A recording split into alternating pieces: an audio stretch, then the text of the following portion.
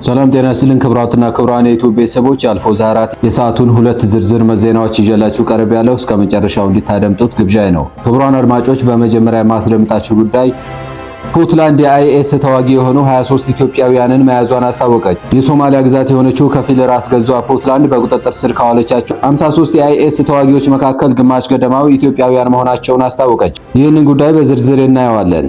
ሌላኛው ጉዳያችን እየተቀየረ ያለው በህወሓት ቁጥጥር ስር የነበረው የትግራይ ፖለቲካ ምህዳር ከዓመታት ግጭትና የህወሓት የበላይነት በኋላ በትግራይ አዳዲስ ፓርቲዎችና የፖለቲካ ተዋናዮች ብቅ እያሉ ነው። የፖለቲካ ምህዳሩ እየተቀየረ በመሆኑም በአሁኑ ወቅት በክልሉ የፖለቲካዊ ፓርቲዎች መበራከት ምን ተስፋና ተግዳሮትን ይዞ ይመጣል?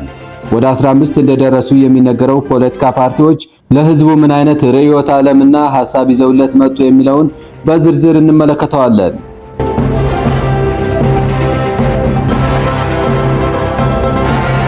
በመጀመሪያም የፑንትላንድ የጸረ ሽብር ዘመቻ በማህበራዊ ሚዲያ ገጹ ኢትዮጵያውያን እንደሆኑ የገለጻቸውን 26 የአይኤስ ተዋጊዎች ፎቶና ስም ዝርዝር ይፋ አድርጓል። የአይኤስ ተዋጊዎች እንደሆኑ የተገለጹት ግለሰቦች የተያዙት አልሚስካት በተባለው ተራራማ አካባቢ ከተደረገው ውጊያ በኋላ መሆኑን የፑንትላንድ የጸጥታ ኃይሎች ቅዳሜ ጥር 9 2018 ገልጸዋል። የፑንትላንድ ኃይሎች እና የአይኤስ ተዋጊዎች ለአንድ ዓመት ገደማ በአልሚስካት ውጊያ ሲያደርጉ የቆዩ ሲሆን አይኤስ በዚህ አካባቢ ግዙፍ ምሽጎችም ነበሩት። የፑንትላንድ ኃይሎች በግዛቷ በሚንቀሳቀሰው አይኤስ ላይ የከፈቱ ሰፊ ወታደራዊ እንቅስቃሴ አካል የሆነው ይህ ዘመቻ ያከናወኑት በተባበሩት አረብ ኤሚሬቶችና በአሜሪካ እገዛ እንደሆነ አስታውቀዋል። የጸረ ሽብር ዘመቻው ጀግኖች የፑንትላንድ ኃይሎችን በተባበሩት አረብ ኤሚሬቶችና አሜሪካ እገዛ አልሚስካት ውስጥ አይኤስን አሸንፈዋል። ዘመቻው የመጨረሻ ደረጃ ላይ ነው ሲሉ በኤክስ ገጻቸውም ላይ አስፍረዋል። በዚህ ልጥፍ ጋርም የአይኤስ ተዋጊዎች ናቸው የተባሉ 53 ሰዎች ፎቶ፣ ስማቸውና ዜግነታቸው ተጠቅሶም ተለጥፏል። እነዚህ የውጭ ሀገር ተዋጊዎች የኢትዮጵያ፣ የሳውዲ አረቢያ፣ የቱርክ፣ የሞሮኮና የሶሪያና የታንዛኒያ ዜግነት እንዳላቸው ተጠቅሷል። የፑንትላንድ የጸረ ሽብር ዘመቻ መረጃ እንደሚያሳየው ግማሽ ገደማ ወይም 26 ያህሉ ሰዎች ዜግነታቸው ኢትዮጵያዊ ነው። በሁለተኛ ደረጃ የተቀመጡት የየመን እና የሞሮኮ ዜጎች ናቸው። የሁለቱም ሀገራት ዜግነት ያላቸው 99 ሰዎች እንደተያዙ ተገልጿል። 5 ታንዛኒያውያን፣ 2 ቱርካውያን እንዲሁም 2 የሳውዲ አረቢያና ሶሪያ ዜግነት ያላቸው ሰዎች እንደተያዙ የፑንትላንድ መረጃ ያመለክታል። የውጭ ሀገር ተዋጊዎች በቁጥጥር ስር መዋላቸውን በተመለከተ ቢቢሲ አነጋገርኳቸው ያላቸው የፑንትላንድ የማስታወቂያ ሚኒስትር ማህሙድ አይዲ ድሪር ከየትም ይምጡ ከየት ከሩቅም ይሁን ከቅርብ ሁሉም አንድ አይነት ርዕዮተ ዓለም ነበር የሚከተሉት ብለዋል። ይህ እርምጃ የፑንትላንድ ኃይሎች ቡድኑ ላይ የተቀናጁ ስኬትና የአይኤስ ቡድን መሸነፍን የሚያሳይ ነው ብለዋል። የማስታወቂያ ሚኒስትሩ እንደተናገሩት የተያዙ ሰዎች ማንነትና ዜግነት ይፋ የተደረገው በ3 ምክንያቶች ነው። በቀዳሚነት የተጠቀሰው ምክንያት የፑንትላንድና የሶማሊያ ሕዝብ የተገኘውን የጦርነት ድል የተገደሉትንና በሕይወት የተያዙትን ጠላቶች እንዲያውቁት ለማድረግ ነው የሚል ነው። ሁለተኛው ምክንያት የተያዙት ሰዎች ከመጡባቸው ሀገራት ጋር የሚገናኙ እንደሆነም ተናግረዋል። ግለሰቦቹ የመጡባቸው ሀገራት ዜጎቻቸው እዚህ ችግር እየፈጠሩና ጥፋት ለመፈጸም እያቀዱ መሆኑን እንዲረዱ ለማድረግ ጠቃሚ ነውም ብለዋል። የአይኤስ ተዋጊዎች ሩቅና አስቸጋሪ የሆነው ተራራማውን አልሚስት የመረጡት በአሜሪካና በሶሪያ አጋሮቻቸው ከሚፈጸሙ የአየር ጥቃቶች ለመሸሸግ አመቺ በመሆኑ እንደሆነም ይናገራሉ። በአፍሪካ ቀንድ እየተከሰተው ጂኦፖለቲካዊ ለውጥን ተከትሎ እዚህ አካባቢ ያለው ነባራዊ ሁኔታ የተቀረው ዓለም እንዲያውቀው ለማድረግ ነው የሚለው ደግሞ በሶስተኛነት ተነስቷል። የተያዙት ግለሰቦች ከመጡባቸው ሀገራት መካከል ከሶማሊያ ጋር የየብስ ወይም የባህር ድንበር የሚጋሩት 3ቱ ብቻ ናቸው። ማንነትና ዜግነታቸው ተጠቅሶ ከተዘረዘሩ ሰዎች መካከል አንዳንዶቹ ሲዋጉ እንደተያዙ፣ ሌሎቹ ደግሞ እጃቸውን እንደሰጡ ተገልጿል። የማስታወቂያ ሚኒስትሩ ማህሙድ በቁጥጥር ስር የዋሉት የውጭ ሀገር ተዋጊዎች በማንኛውም ወንጀለኛ ላይ የሚወሰደው እርምጃ ይወሰድባቸዋል ሲሉም ገልጸዋል። ዓለም አቀፉ ማህበረሰብ አሸባሪዎች እንደነበራቸው ሚና በተለያየ መንገድ ይይዛቸዋል። ተራ ወታደር የነበረው ማን ነው? ተሳስቶ ወደዚህ መንገድ የገባና አሁን የሚጸጽተው የትኛው ነው? እንዲሁም በዓላማው አምኖ መሪ የነበረው የትኛው ነው የሚለውም ይለያል። እንደተሳተፉበት የውጊያ ሁኔታና ደረጃቸው ተገቢው እርምጃ ይወሰድባቸዋልም ብለዋል። ግለሰቦቹ ከመጡባቸው ሀገራት ጋር በተደረገ ግንኙነት ይኖር እንደሆነ የተጠየቁት ሚኒስትሩ እኛ ያነጋገርናቸውም አሉ፣ እኛን ያነጋገሩም አሉ የሚል ምላሽ ሰጥተዋል። ዲፕሎማሲ የራሱ የሆነ አሰራር አለውም ብለዋል። ስለዚህ ግንኙነቶች እየተደረጉ ነው፣ ተደርገዋልም። ምክንያቱም እነዚህ ግለሰቦች በሀገራቸው ወንጀል ፈጽመው የጠፉ ሊሆኑም ስለሚችሉ ምናልባትም አንዳንድ ሀገራት ላያውቁ ይችላሉም ብለዋል። ወንጀለኛ ሰው የሚቀጣው ወንጀሉን በፈጸመበት ቦታ እንደሆነ ያነሱት የማስታወቂያ ሚኒስትሩ ነገር ግን በደህንነት ጉዳዮች ላይ ከዓለም አቀፉ ማህበረሰብ ጋር የጋራ ትብብር እንዳለም ጠቁመዋል። አሁን ይፋ ከተደረጉ በተጨማሪ በፑንትላንድ እስር ቤቶች ውስጥ የሚገኙ ሌሎች የውጭ ሀገር ዜግነት ያላቸው የአይኤስ አባላት መኖራቸውንም አክለዋል። ወደ ሌላኛው ጉዳያችን ስናልፍ እየተቀየረ ያለው በህወሓት ቁጥጥር ስር የነበረው የትግራይ የፖለቲካ ምህዳር በኢትዮጵያም ሆነ በትግራይ ፖለቲካ ታሪክ ውስጥ በጉልህ ሚና የሚጠራው ህዝበ ወያኔ ሓርነት ትግራይ ህወሓት 50 ዓመታትን አስቆጥሯል። ህወሓት በትግራይም ሆነ በኢትዮጵያ አውራ ፓርቲ ሆኖ ከዘለቀ በኋላ የጠቅላይ ሚኒስትር አብይን ወደ ስልጣን መምጣት ተከትሎ ትግራይ ላይ ብቻ ተወስኖ ቀርቶ ነበር። ያለፉት 50 ዓመታት በኢትዮጵያ ፖለቲካ ምህዳር ውስጥ ዋነኛ ተሳታፊ የነበረው ህወሓት ከግንቦት 5 2017 ጀምሮ ከፓርቲነት መሰረዙን የኢትዮጵያ ብሔራዊ ምርጫ ቦርድ አስታውቋል። የትግራይ የፖለቲካ ምህዳር ከዓመታት ግጭትና የህወሓት የበላይነት በኋላ ትልቅ ለውጥ እያሳየ ነው። በክልሉ አዳዲስ የፖለቲካ ፓርቲዎችና የሲቪክ ተዋናዮች እየተፈጠሩ የረጅም ጊዜ የበላይነት የነበረውን የህወሓት የፖለቲካ አስተሳሰብ እየተገዳደሩና ህዝባዊ ውይይቶችንና መስተጋብሮችን እየቀረጹ ነው። ከዚሁ ጎን ለጎን በህወሓት በፌደራል መንግስትና በተቀናቃኝ የትግራይ ፖለቲካ ልሂቃን መካከል በአስተዳደር በጸጥታና በፕሪቶሪያ የሰላም ስምምነት አተገባበር ላይ አለመግባባትም ቀጥሏል። የነዚህ ትግሎች ውጤት የትግራይን ወደፊት ሚና በኢትዮጵያ ፌደራላዊ ስርዓት ውስጥ ይቀርጻል። አሁን በምርጫ ቦርድ ተመዝግበው በክልሉ የሚንቀሳቀሱ ከ15 በላይ ፓርቲዎች ግን በህወሓት ተይዞ የነበረውን ፖለቲካዊና ማህበራዊ ምህዳር ለመሙላት እየተንቀሳቀሱ ነው። እነዚህ በምርጫ ቦርድ ተመዝግበው የሚንቀሳቀሱ ፓርቲዎች ብቻ ሳይሆኑ ገና ምዝገባ ያላካሄዱ ደግሞ 4 ያህል መኖራቸው ቢቢሲ አነጋገርኳቸው ያላቸው የፖለቲካ ፓርቲ ኃላፊዎች ይናገራሉ።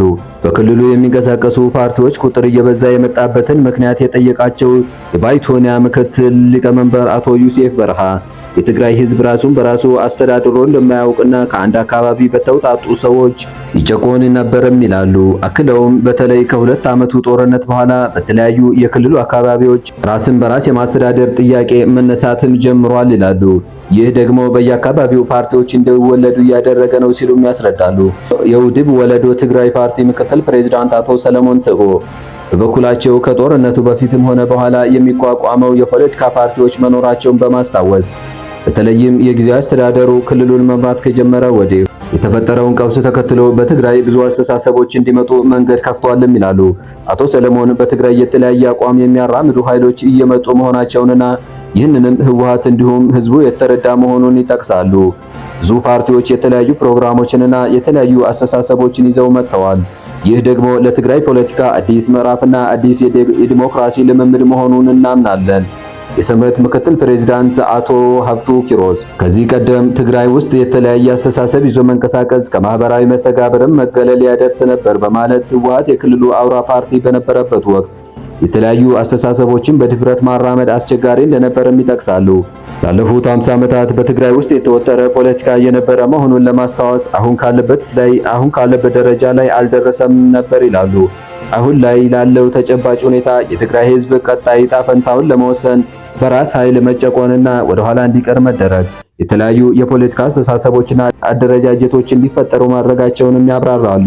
የትግራይ ፖለቲካ በቅርበት የሚከታተሉት የህግ ባለሙያዎች አቶ ተክሊት ገብረ መስቀል በበኩላቸው ህወሓት ከ2 ዓመቱ ጦርነት በፊትም በክልሉ ያለውን ተቀባይነት እያጣ እንደነበረን በመጥቀስ ይህ ደግሞ ከጦርነቱ በኋላ በስፋት ተስተውሏል ሲሉም ይናገራሉ።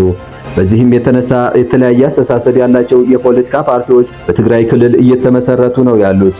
በመሰረታቸው ህወሓት ቅቡልነቱን ስላጣ አስተሳሰቡም በጣም ስለደረቀ ከጊዜው ጋር ሊላመድ ስላልቻለ ሊሆን እንደሚችል የህግ ባለሙያው ጠቅሰዋል። ፓርቲዎች የሚመሰረቱበት ምክንያት በዋናነት ጭቆና ነው የሚሉት የባይቶናው ተወካይ አቶ ዩሴፍ በአካባቢያችን እየተጨቆን ነው፣ ከሌላ አካባቢ እየመጡ እየጨቆኑ እየገዙን ነው፣ እየረገጡን ነው፣ ወደ ኋላ እያስቀሩን ነው የሚል አስተሳሰብ ፓርቲዎች እንዲበዙ እያደረገ ነው ባይ ናቸው። በክልሉ የፓርቲዎች ቁጥር ለማብዛት ካለ ውስጣዊ ግፊት በተጨማሪ ውጫዊ ምክንያቶች ሊኖሩ እንደሚችሉ የሚናገሩት የፓርቲዎቹ አመራሮች ልዩነቱ የርዕዮተ ዓለም ሳይሆን ጭቆናና የትግራይን ቀጣይ ዕጣ ፈንታ ነው ይላሉ። የህግ ባለሙያው አቶ ተክሊት ህወሓት ሲሄድበት በነበረው መንገድ የትግራይ ህዝብ ጥያቄና ፍላጎት ሊመለስ አይችልም ያሉ፣ ህልውናው ሊከበር አይችልም የሚሉ፣ የትግራዋይነት የማንነት ጉዳይ አደጋ ውስጥ እየገባ ነው ብለው የሚያስቡ ኃይሎች ሌላ አማራጮችን መሞከር አለብን በሚል ፓርቲዎችን ወደ መመስረት መግባታቸውንም ይናገራሉ። አቶ ዮሴፍ የፓርቲዎቹ በቁጥር መብዛት ችግር የሆነው የውጭ ኃይሎች የፓርቲዎቹን ብዛት ትግራይን የህዝቡን አንድነት ለመከፋፈል ለመጠቀም የሚሞክሩ ከሆነ ነው። እንደ አቶ ዮሴፍ ገለጻ የውጭ ኃይሎች ያሏቸው አካላት በፓርቲዎች መብዛት በኩል ገብተው ክፍፍሉን ለማስፋት ወይም ችግር ለመፍጠር የመጠቀም ፍላጎት ይታያል ሲሉ ስጋታቸውንም አስቀምጠዋል። የስምረቱ አቶ ሀፍቶ ተግዳሮቱን ሲያስረዱም እንደዚህ አይነት የፖለቲካ አካባቢን አልተለማመድነውም፣ ስለዚህ ህዝቡ ግራ ሊጋባ ይችላል በማለት ገና ዲሞክራሲውን በሚገባ ስላልተለማመደው በፓርቲዎች መካከል የጠላትነት ስሜት ሊዳብር ይችላል የሚል ስጋት እንዳላቸውም ይናገራሉ። የህግ ባለሙያው አቶ ተክሊት በበኩላቸው ህወሓት እንደ ፓርቲ ከኢትዮጵያ የፖለቲካ መድረክ ውጭ ቢደረግም አሁን ግን ቀላል የሚባል ፓርቲ አይደለም ይላሉ። ህወሓት በአስተሳሰብ ከህዝቡ ጋር የተያያዘ ነው የሚሉት አቶ ተክሊት ይህም በአደረጃጀት ካሉት ተቃዋሚ ፓርቲዎች አንጻር ግዙፍ ነው ብለዋል። በትግራይ ታሪክና ስለ ልቦና ውስጥ ያለው ስፍራ ጉልህ ነው የሚሉት አቶ ተክሊት የአሁኑ የፓርቲዎች ቁጥር መብዛት ህወሓት የያዘውን ሰፊ የፖለቲካ ምህዳር ሊያፍታታው ይችላል የሚል ተስፋም አላቸው። ሌላኛው በትግራይ ምሁራን ዘንዳ የሚንሸራሸሩ ሐሳቦች በመኖራቸው እነዚህ ሐሳቦች ይብዛም ይነስ የተለያዩ ደጋፊዎችና አቀንቃኞች አላቸው። ፓርቲዎቹ ሲበዙ እነዚህ አስተሳሰቦች ሊወከሉ ይችላሉ ሲሉ የሚኖራቸውን በጎ አስተዋጽኦም ይዘረዝራሉ። አቶ ተክሊት ግን የፓርቲ መብዛት ለትግራይ የፖለቲካ ጥቅም ብቻ ሳይሆን ጉዳትም አለው በማለት የፓርቲዎች መብዛት አመሰራረታቸው ላይ አካባቢያዊነት እየታየበት መሆኑን አንዱ አደጋ ነው ብለዋል። ይህም የትግራይ ጥያቄ አደጋ ውስጥ ሊጥለው ይችላል በማለት ስጋታቸውን ገልጸዋል። ከፌደራል መንግስቱ ጋር ክልሉ ያለውን ግንኙነት እንዴት ያሻሽላል፣ እንዴትስ ለማሻሻል ያግዛል የሚለውን በተመለከተ የባይቶና ምክትል ፕሬዝዳንት የፌደራል መንግስቱ በትግራይ ክልል ያለውን ፍላጎትና ሐሳብ ግልጽ አይደለም ይላሉ። የፌደራል መንግስቱ አሁን ትግራይ ውስጥ ያለው ሁኔታ ተመችቶታል ብዬ ነው የማስበው። አሁን ህወሓት እኮ መሬት ላይ አልቆለታል በማለት ህዝቡን ያስተዳደሩ ያሉት ኮርና ከኮር በላይ የሚባሉ አዛዦች ተሰብስበው በመሳሪያ ነው ሲሉም ይሞግታሉ።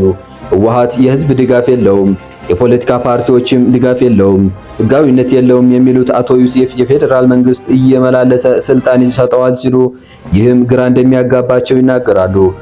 ትግራይ ላይ ህወሓት ምንም ነገር መፍጠር የሚችልበት አቅም የለውም። ይህንን የሚሉት አቶ ዮሴፍ የፌደራል መንግስቱ የትግራይ ክልል ያገባኛል ከሚሉ ወገኖች ጋር በቅርበት መስራት እንዳለበት የሚያነሳሉ።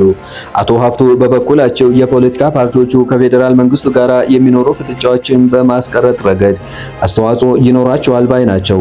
የህግ የበላይነትን በማስከበር ጠንካራ የፖለቲካ አስተሳሰብን ወደ ህዝብ በማምጣት ህዝብ እንዲመርጥ ለማድረግ ሰላም፣ ልማትና ዲሞክራሲን ለማረጋገጥ የሚያስችል ሁኔታ ይፈጠራል ብዬም አስባለሁ። የውድብ ወለዶ ትግራይ ምክትል ፕሬዝዳንቱ አቶ ሰለሞን በበኩላቸው የፌደራል መንግስቱ በአሁኑ ወቅት እየተወያየ ያለው ከአንድ ወገን ጋር ነው፣ ከጊዜያዊ አስተዳደሩ ጋር ብቻ። ይህንንም በማለት ይህ ስህተት መሆኑንም ያስረዳሉ።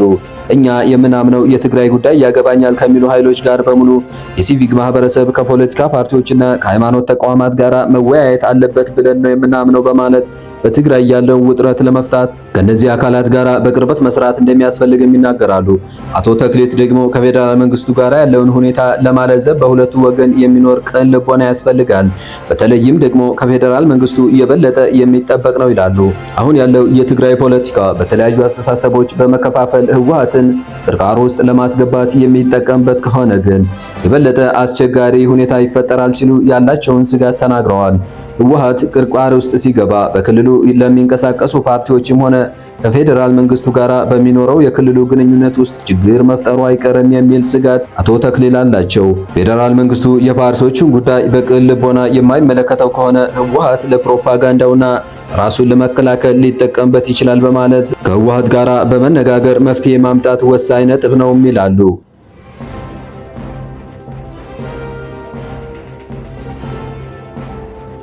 የተከበራችሁ የአልፎዛ 4 ቤተሰቦች የሰዓቱ ዝርዝር መረጃዎች ያዳመጣችኋቸው ነበሩ።